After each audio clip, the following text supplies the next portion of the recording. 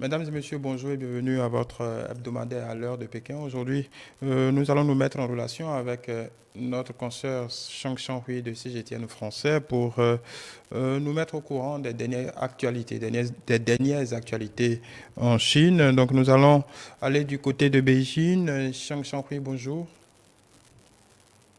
Comment allez-vous? Ça va très bien et vous-même? Oui, je vais très bien. Et en ce moment, je suis toujours à Beijing, dans le studio de CCTV, dans le studio de Oui. CGTV, pour délivrer les dernières sur Des la Chine. informations. Alors, quoi de neuf en Chine? Eh bien, cette fois-ci, c'est aussi la première pour l'année 2023. Très important, un document qui a été initié et qui a été publié, qui s'appelle le document central numéro 1, vient d'être publié aujourd'hui à l'heure où on s'est parlé. Ça a été publié il y a quelques heures. La première déclaration politique, le document central numéro 1, est donc considéré comme un indicateur des priorités politiques.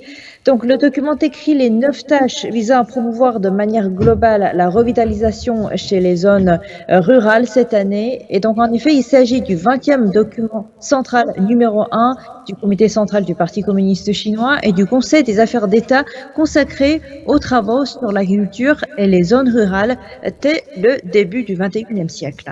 Donc, en effet, on peut voir que la Chine attache une grande importance à l'agriculture.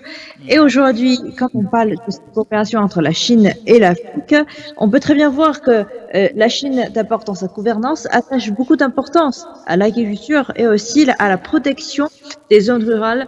Aujourd'hui, avec moins de 10% de terres arables et moins de 7% des ressources en eau, la Chine parvient quand même à nourrir 1,4 milliard de personnes, soit environ un cinquième de la population mondiale. Donc, la Chine a essayé de tout faire à travers ces documents, à travers ces politiques chaque année pour, en effet, pour nourrir 1,4 milliard de personnes et aussi pour garantir sa sécurité alimentaire.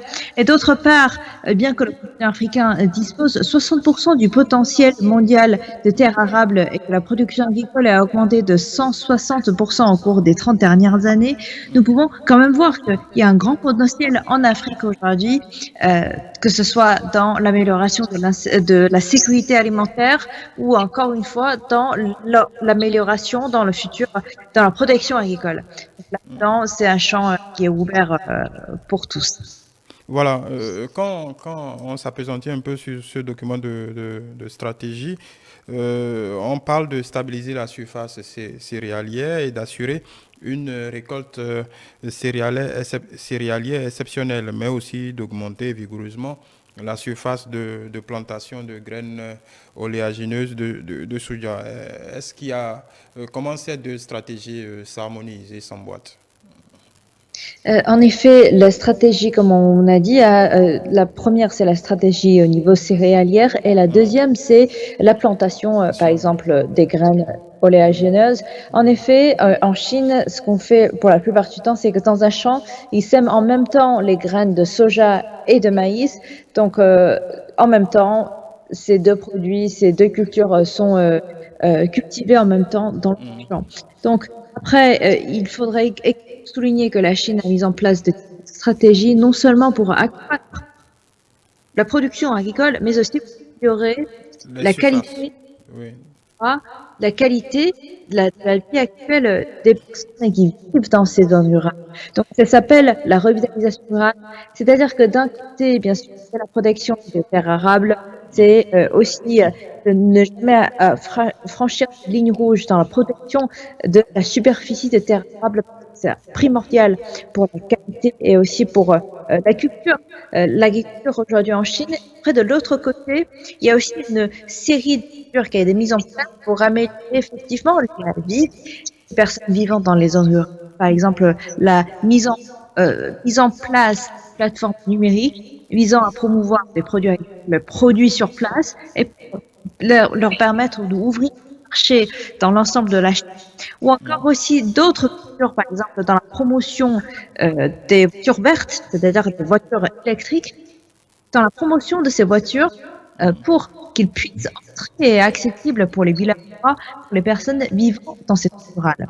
Donc ça veut dire que ce n'est pas seulement accroître la production, mais aussi pour améliorer l'environnement dans ces zones rurales, pour à la fin de ce processus de développement, de développer le tourisme, par exemple, le tourisme vert, le tourisme des zones rurales, et après, en effet, de former toute une chaîne industrielle dans le but de améliorer dans l'investissement en commun et vraiment dans le but d'améliorer la qualité de la vie de ces villageois, c'est-à-dire qu'ils se lèvent, ils vivent pas forcément comme des gens qui sont dans les zones, dans les grandes mégapoles, les centres-villes, mais ils sont là, ils ont leur terrain, ils ont leurs moyens de gagner leur vie, qui ne se limitent pas uniquement dans le côté de l'agriculture, mais aussi dans le côté, par exemple, la chaîne manufacturière, dans le côté de services, dans le tourisme, dans la chaîne du divertissement, qui sont reliés à l'agriculture. Donc, on commence par l'agriculture et après, on aboutisse aussi à d'autres secteurs qui sont diversifiés. Et ça s'appelle revitalisation rurale, c'est-à-dire la revitalisation, il s'agit de revitalisation sur tous les plans. Donc, le but, améliorer la qualité de la vie des Voilà. Qu'est-ce qu'on peut encore ajouter sur ce plan? Sur ce plan-là, je pense qu'il y a aussi un point intéressant donc rajouter, c'est la protection de la terre cultivée, qui est donc très important, mais qui était en diminution en effet de 2009 en 2019. Justement, en effet, on voit qu'en effet la Chine essaye de protéger la superficie de ces terres cultivées. Je vous donne quelques chiffres. En 2019, la superficie cultivée dans la Chine a été de 1100 milliards de mou. Et en effet, ça a été moins de en 2009. Donc, c'est une espèce de 10 ans, la superficie de la terre cultivée a été réduite. Oui. Et donc, la production stable des céréales et des produits agricoles reste importante. Donc, en effet, il est primordial pour la Chine de protéger la superficie des terres agricoles.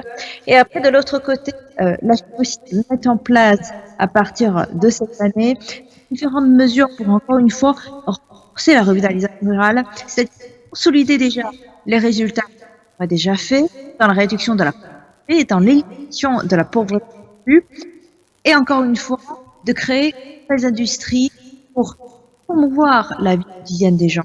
C'est-à-dire avant, par exemple, si vous avez un village qui est consacré dans des fruits, consacré par exemple dans la manufacturier des parapluies, et ben aujourd'hui, la Covid-19, peut-être que ça a été moins important par les vagues d'épidémie en Chine. Et ben maintenant, c'est le temps de c'est le temps de faire plus de progrès, de encore une fois unifier la Chine comme un marché commun. Donc de promouvoir encore plus de possibilités les industries pour les divers à entrer pour à la fois profiter des environnements mais aussi vraiment faire quelques bénéfices sur par exemple la réduction de la pollution des zones rurales et aussi favoriser bien sûr la production de voitures électriques qui est produit très clairement.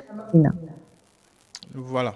Merci beaucoup, Chang Hui, pour ce, on va dire, tour d'horizon de la stratégie numéro un de ce document du bureau politique du Parti communiste chinois en vue de booster et de stabiliser la surface céréalière cultivée et de préserver également les sols pour ménager en même temps la productivité et l'environnement. Merci beaucoup. On se retrouve d'ici quelques jours pour d'autres actualités. Merci à vous.